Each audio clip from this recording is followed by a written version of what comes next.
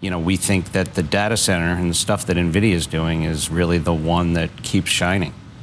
If there's not increased competition, that's great news for Micron. You can say the same thing about NVIDIA, where they don't have increased competition. It's not necessarily good for a lot of the customers of those companies, because it means they're going to be paying a lot for those chips, the ones that they can't get a hold of. How do you game that out? Or is it all of this is fine because AI is so important and there's going to be so much investment in it?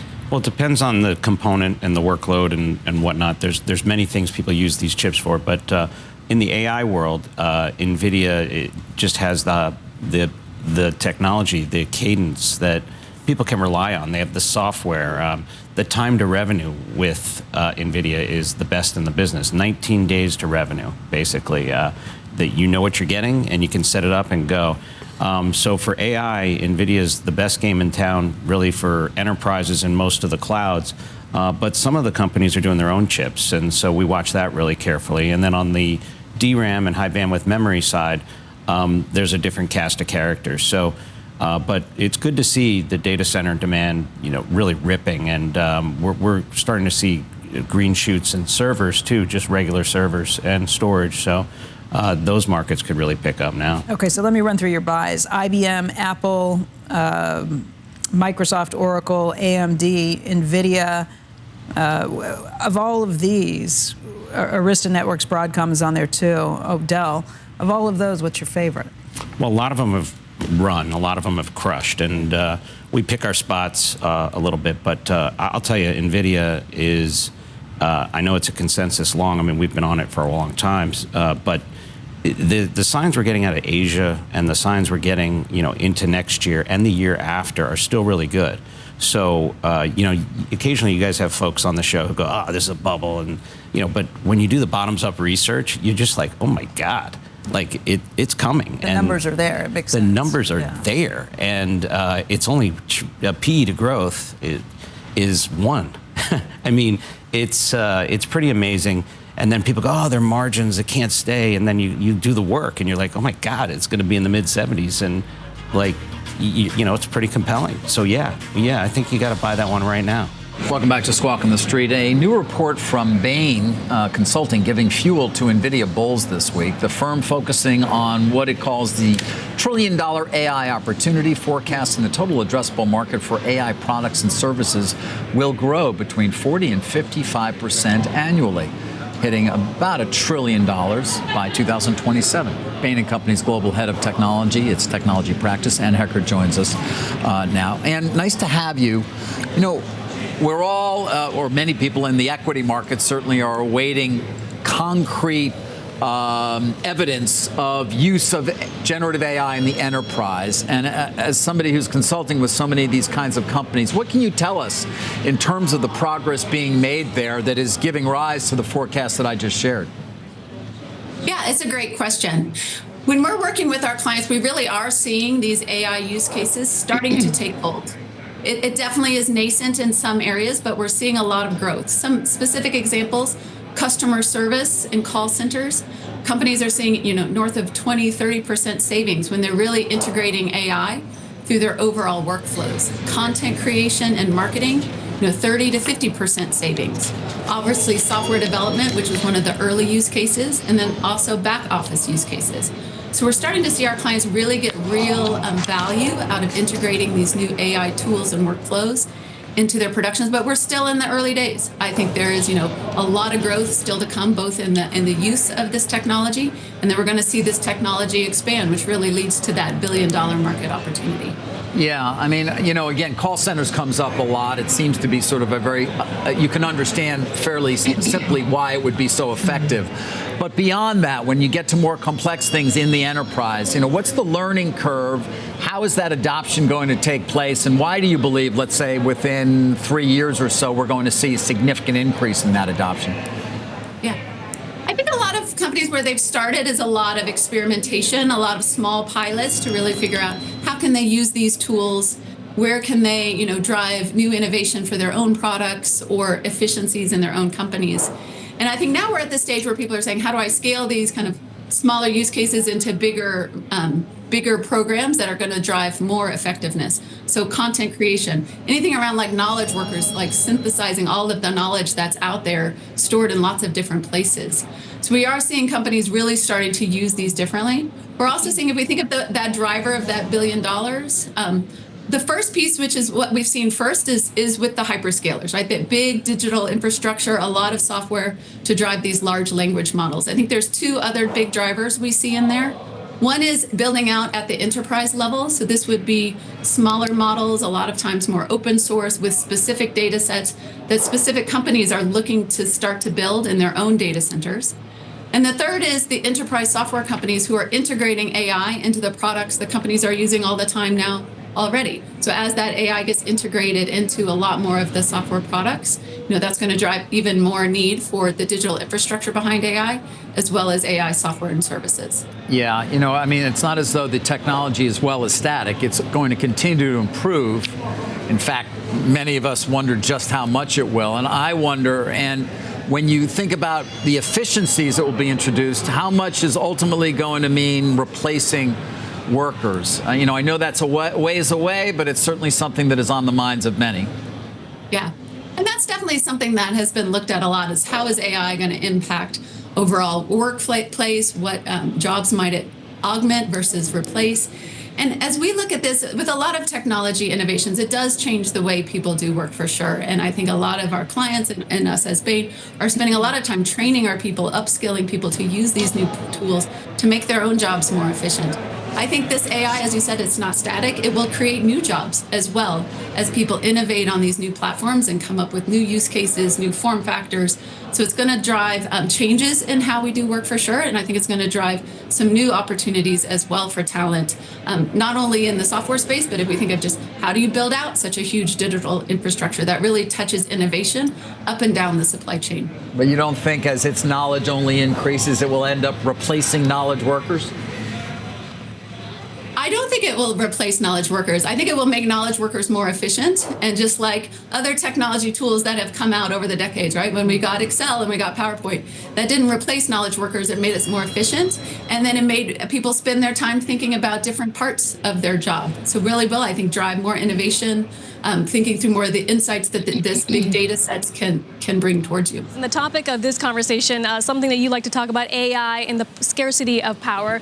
This discussion was in D.C. NVIDIA CEO Jensen Huang acknowledged the strain of the AI boom on the grid and explained that before the industry uses AI, the teaching or training process consumes a lot of energy because there is a lot of trial and error, but he also expects demand for power to only increase over time. Listen in.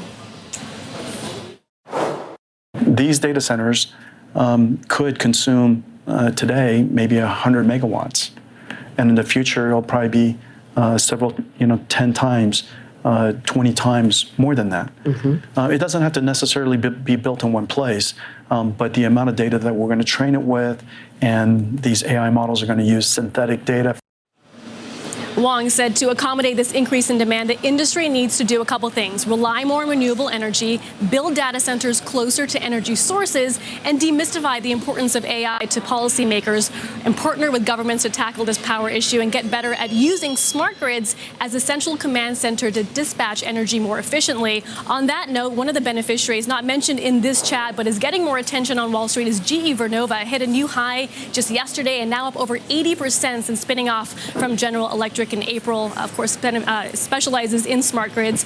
Back to NVIDIA. You were mentioning that media tour, David. Huang has been very public in the last couple of weeks since the company reported disappointing earnings on August 28th. Speaking at Goldman's Communacopia, Dreamforce, and now today in D.C., it has coincided with a strong rebound in NVIDIA shares, up about 12% since early September. The broader semiconductor ETF up about 10% since this month. And that China stimulus helping the sector, too. They've got that exposure, Sarah.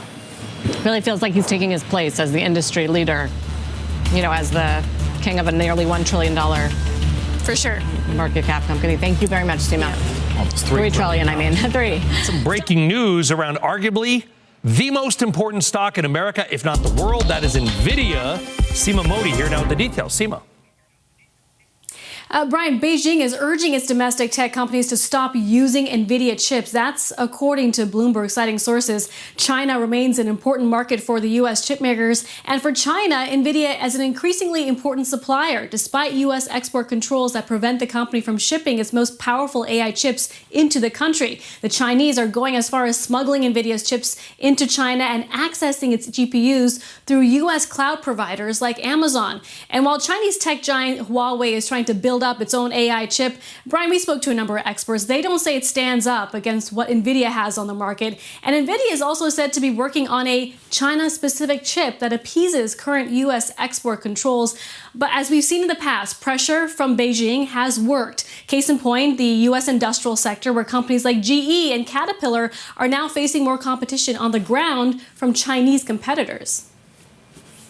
Does this feel a little bit like a you poke me, I'll poke you, Seema, because we've been layering some, since the Huawei days of a couple of years ago, we've been layering these restrictions on Chinese products here, and it just feels like you do wonder, is this more of a real, well, where they're, China's really concerned about NVIDIA versus you're going to do it to me, I'm going to do it to you?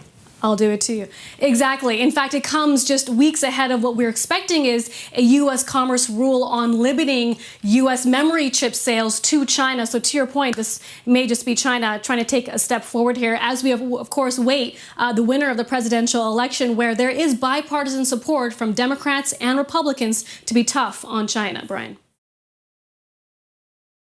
All right, I hope you're all doing well today. The S&P was down slightly today. NVIDIA closed the day down about 2%. And Tesla finished the day up nearly 2.5%. I'm going to talk about NVIDIA in just a moment, but I want to mention something important about Tesla first. So I went back on the 4-hour time frame and marked the final supply zone that stands between Tesla's current price and the relative high of $271 per share. That supply zone stretches from $262.10 to $267.30 per share. What this means, practically speaking, is that we could potentially have some difficulty moving through this zone before retesting the relative high. The next thing I would like to see from Tesla is a close above $267.30 in the days ahead. And if we get that, then I think a retest of $271 is very likely. Next week, we should get Tesla Q3 delivery numbers. I think the consensus estimate is 462,000 vehicles. Hopefully the numbers are great, but I don't know what to expect. Here's the thing. If Tesla trades lower on delivery numbers, then I would expect the stock to find a bottom and then move higher from that bottom the closer that we get to October 10th. That is, as long as the rest of the market remains calm throughout this time. So if Tesla trades lower on delivery numbers, I genuinely think that maybe a swing trade buying opportunity ahead of the robotaxi event on October 10th. At least that's what I'm thinking right now. So far, I'm very happy with this Tesla swing trade. And the ideal scenario would be to get a close above $267.30 in the coming days. If that happens, then I think a retest of 271 is more likely than not. Okay, let's talk about NVIDIA. So today, Bloomberg reported that China is telling local companies to avoid NVIDIA chips. Now, honestly, I do wonder if this really has anything to do with NVIDIA specifically,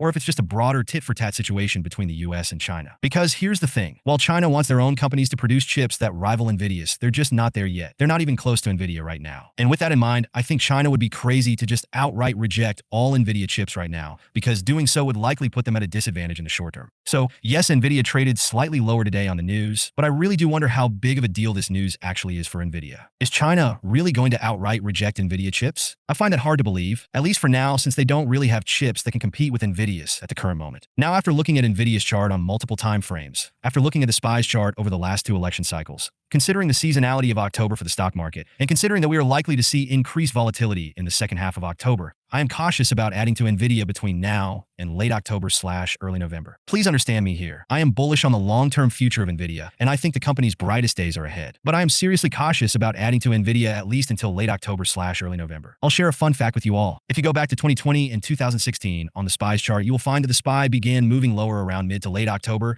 and reached a relative low on the Friday before election week. This happened during the last 2 election cycles. Of course, patterns tend to repeat themselves, and so this is worth bearing in mind. Additionally, NVIDIA tends to move in cycles in between earnings reports. Before NVIDIA's last 2 earnings reports, the stock reached a relative low about 3 to 5 weeks prior to the company's next earnings report. Now get this. The timing of the pattern that the market has followed during the last 2 election cycles and the timing of NVIDIA's typical cycle in between earnings are lining up with each other. I think it is very possible that we could see NVIDIA experience softening price action that lasts until sometime in late October and possibly until November 1st. November 1st would be the Friday before election week. Now bear in mind that back in 2020, the market moved higher higher in the first half of October and then reversed and traded lower during the second half of October. So I don't know what to expect for the first half of October. I think it could go either way, but I think it is very possible that we could see the market trade lower during the second half of October and then move higher during the week of the election. After the election, I think it is very possible that we could see NVIDIA rally in anticipation of the company's next earnings report. I think this is likely due to Micron's great earnings that they just reported and because Blackwell revenue should start to show up in next quarter guidance. Remember that Micron's high bandwidth memory product is used in NVIDIA's chips, so if Micron is doing well, which they are, then that bodes very well for NVIDIA. And I think the main focus at NVIDIA next earnings report will be guidance for Q4 Blackwell revenue. Currently, we're expecting around $3 or $4 billion of Blackwell revenue in Q4. So if NVIDIA increases their Q4 guide for Blackwell revenue higher than $3 or $4 billion, then I think the stock would trade higher on that news. It all comes down to Blackwell. Anyways, those are some of the thoughts I'm thinking about NVIDIA right now. I am cautious about adding to NVIDIA and the rest of the market between now and early November. I am bullish on NVIDIA long term, and I would not be surprised if NVIDIA doubles over the next 2 years given their current growth trajectory and upcoming product cycles. I don't know what to expect from the market in the first half of October, and I think it could go either direction. But I would seriously be careful once we get to the second half of October, as that is when the market is likely to trade lower in anticipation of the election. With all of that being said, I hope you all have an amazing weekend, and I'm curious to hear your thoughts about NVIDIA in the comments below. Please leave a like on this video so more people will see it.